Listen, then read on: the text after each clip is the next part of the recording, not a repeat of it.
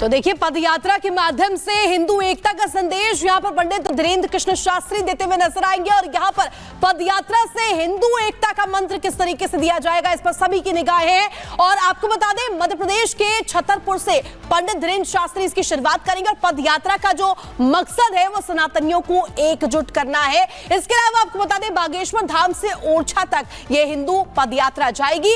21 नवंबर से 29 नवंबर तक ये पदयात्रा का आयोजन किया गया है। 160 किलोमीटर पैदल यात्रा पंडित धीरेन्द्र कृष्ण शास्त्री करने वाले हैं और यहां पर एकता का संदेश तमाम सनातनियों को देते हुए नजर आएंगे। और इसीलिए हम कह रहे हैं, हिंदू एकता का मंत्र इसी पदयात्रा से निकलने वाला है। जिस तरीके से छिन्न भिन्न हो चुके हैं, जात पात में बटे हुए हैं, इन सभी को यह संदेश देने की कोशिश की जा रही है कि अब जात पात की जो दूरी है उससे मिटाइए और अब एक होइए।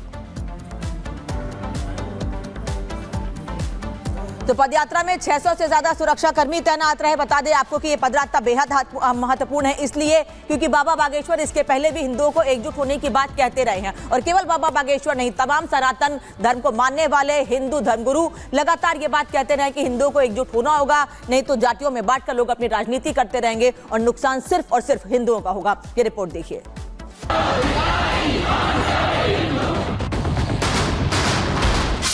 बात की करो विदाई, हम सब हिंदू भाई भाई। सनातनी हिंदुओं को एक करने के लिए पदयात्रा पर निकल रहे। हिंदुओं को एकजुट करके एक हिंदू राष्ट्र की हुंकार भरने वाले बाबा बागेश्वर ने अब खुद सनातन की ध्वजा अपने हाथ में थामकर हिंदुओं को जगाने का प्रण लिया है। बाबा बागेश्वर ने ऐलान किया कि अगले 9 दिनों तक वो खुद 160 किलोमीटर पैदल चलेंगे और सोए हिंदुओं को जगाएंगे। जो हिंदू होंगे, जो कट्टर हिंदू होंगे वो शामिल होंगे, नहीं होंगे तो घर पड़े पड़े चिल्लाएंगे, हम क्या कर लेंगे। जो आएगा, जिसका जमीर जिंदा होगा वो आएगा, हम कारवां जुड़ता जाएगा। देखना एक दिन ऐसा आएगा पूरा देश जुड़ जाएगा। बाबा बागेश्वर का प्रण है कि जब तक हिंदू जाग नहीं जाता, जात पात के बंधनों से उबर नहीं पाता, तब तक वो न थकेंगे न हार मानेंगे और असंख्य सनातनियों को एकजुट करने के लिए लड़ते रहेंगे। इस यात्रा की चर्चा सिर्फ देश में ही नहीं बल्कि आसपास के विदेशों में भी है। क्या लगता है, विदेशी जो हिंदू हैं वो भी इस यात्रा में शामिल हो सकते हैं? आपको दिखना नहीं है, वहाँ नेपाल वाले भी अपना ध्वज लेकर के खड़े हैं। नेपाल से भी आए हैं, भारत से भी आए, पूरे विश्व के लोग आ रहे हैं। जिनका जमीर जिंदा है वो आ रहे हैं। हम तो निकलेंगे, बाकी हनुमान जी की इच्छा। क्योंकि माहौल चुनावी है। अभी झारखंड, महाराष्ट्र और उत्तर प्रदेश में चुनाव हुए और इसके बाद दिल्ली में विधानसभा चुनाव होने वाले हैं। इसलिए बाबा बागेश्वर की इस पदयात्रा को चुनावी चश्मे से देखा जा रहा है।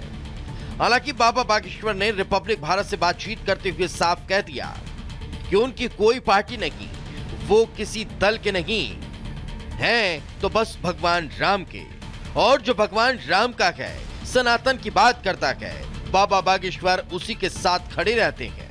विरोधी और लोग ये पूछते हैं कि पंडित धीरेन्द्र कृष्ण शास्त्री की पार्टी कौन सी? हम किसी भी पार्टी के पोषक नहीं है। हमें राजनीतियों के चक्करों में नहीं पड़ना है, न राजनीति के चक्कर में पड़ना है। हमारी कोई भी पार्टी नहीं है, बजरंगबली की पार्टी है। इन सबको हम हनुमान जी से जोड़ने निकले हैं, इसलिए हमारी बजरंगबली की पार्टी, उसका निशान मुकद्दर है, उसका नारा जो राम का नहीं वो किसी काम का नहीं। 9 दिनों तक चलने वाली इस पद यात्रा के लिए छतरपुर से खास तैयारियां की गई है। देश भर से हजारों सनातनी बागेश्वर धाम पहुंचे। इन लोगों के रुकने के लिए कतारी फार्मेसी कॉलेज में खास इंतजाम किए गए, जिसमें करीब 30,000 लोग रुक सकते हैं। तो वहीं बाबा की सुरक्षा के लिए 600 से ज्यादा जवानों की तैनाती की गई। 600 से अधिक का फोर्स जो है इसमें डिप्लॉयड है। इसमें पुलिस मुख्यालय भोपाल के द्वारा, आईजी महोदय सागर के द्वारा एवं जिला स्तर पर पूरा फोर्स को एकत्रित किया गया है। उनको अलग अलग दायित्व दिए गए हैं और इस प्रकार से हम पूरी कोशिश कर रहे हैं। बागेश्वर धाम की समिति के साथ भी संयुक्त प्रशासन पुलिस की बैठक हुई है कि शांतिपूर्ण ढंग से और एक बेहतर तरीके से ये यात्रा यहाँ से आगे बढ़े और संपन्न हो। पंडित धीरेन्द्र कृष्ण शास्त्री आज से अगले 9 दिनों तक पैदल चलने वाले हैं। वो प्रतिदिन हजारों सनातनियों के साथ 15 से 20 किलोमीटर पैदल चलेंगे, जिसका सिर्फ और सिर्फ एक मकसद है, हिंदुओं को जगाना, हिंदू राष्ट्र के लिए जातियों में बटे हिंदुओं को एकजुट करना। Bureau report, Republic Bharat. तो सनातनियों को एकजुट करना मकसद है, यही एक बड़ी वजह बागेश्वर धाम छतरपुर से 21 तारीख यानी आज पदयात्रा निकाली जा रही है और ये आगे बढ़ेगी 22 तारीख को कादरी फार्मेसी कॉलेज छतरपुर और उसके बाद ये यात्रा आगे बढ़ते हुए पहुंचेगी नौगांव शांति कॉलेज 23 तारीख को और उसके बाद 24 तारीख को ये यात्रा सनातनियों को एकजुट करते हुए आगे बढ़ेगी देवरी रेस्ट हाउस मध्य प्रदेश। लगातार ये पदयात्रा चलेगी और सिर्फ रात के वक्त जो रेस्ट करेगी। 25 तारीख को मऊ रानीपुर उत्तर प्रदेश पहुंच जाएगी। फिर उसके बाद ये पदयात्रा जिस तरीके से आगे बढ़ेगी 26 तारीख को शारदा महाविद्यालय घुगसी तक पहुंचेगी और फिर उसके बाद 27 तारीख को निवाड़ी मध्य प्रदेश ये पदयात्रा सनातनियों को एकजुट करते हुए पहुंचेगी। उसके बाद आगे बढ़ेगी 28 तारीख को ओरछा तिराहा मध्य प्रदेश पहुंच जाएगी। उसके बाद 29 तारीख तक चूंकि ये पदयात्रा निकाली जानी है ओरछा धाम मध्य प्रदेश जाकर ये पदयात्रा समाप्त हो जाएगी, यानी कि 21 तारीख से 29 तारीख तक पदयात्रा निकाली जानी है। बागेश्वर धाम से इसकी शुरुआत होनी है। तमाम सनातनियों को एकजुट करना, जात पात को मिटाना, यही मकसद बाबा बागेश्वर का है, पंडित धीरेन्द्र कृष्ण शास्त्री का है। तो देखिए अब बात कर लेते हैं महाराष्ट्र विधानसभा चुनाव को लेकर के, जहां जनता ने अपना फैसला कर लिया है, यानी कि अपने मत का प्रयोग वो कर चुके हैं और मत पेटियों में उनके मत कैद हो चुके हैं। लेकिन जनता ने किसे सिंहासन पर बैठाने का फैसला किया है और एग्जिट पोल क्या कुछ बता रहे हैं, महायुति वर्सेस महाविकास अघाड़ी की जो लड़ाई है किस तरीके से नजर आ रही है, इस रिपोर्ट के जरिए आपको दिखाते हैं।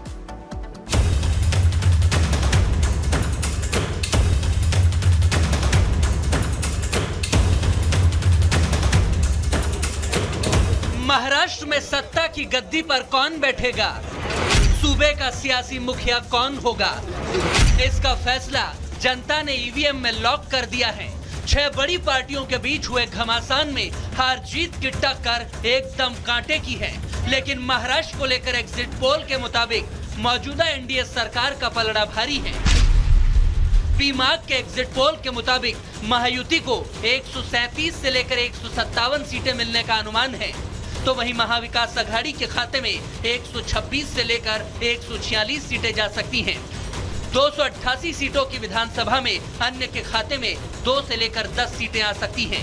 तो वहीं मेट्राइज के पोल के मुताबिक महायुति को 150 से लेकर 170 सीटें मिल सकती हैं और महाअघाड़ी के खाते में 110 से 130 सीटें जा सकती हैं। अन्य को 8 से 10 सीटें मिलने का अनुमान है। यानी शिंदे सरकार पर जनता ठप्पा लगाती नजर आ रही है। हालांकि ये अनुमान है, लेकिन दावा दोनों ओर से जीत का हो रहा है। एग्जिट पोल्स जो है एग्जिट पोल्स है, एग्जैक्ट पोल्स नहीं। तो मैं मानती हूँ कि महायुति जरूर वापस आएगी। एकनाथ शिंदे जी, देवेंद्र फडणवीस, अजीत पवार का जो काम है वो महाराष्ट्र ने देखा है। एग्जिट पोल पर से तो लोगों का विश्वास, भरोसा उठ चुका है।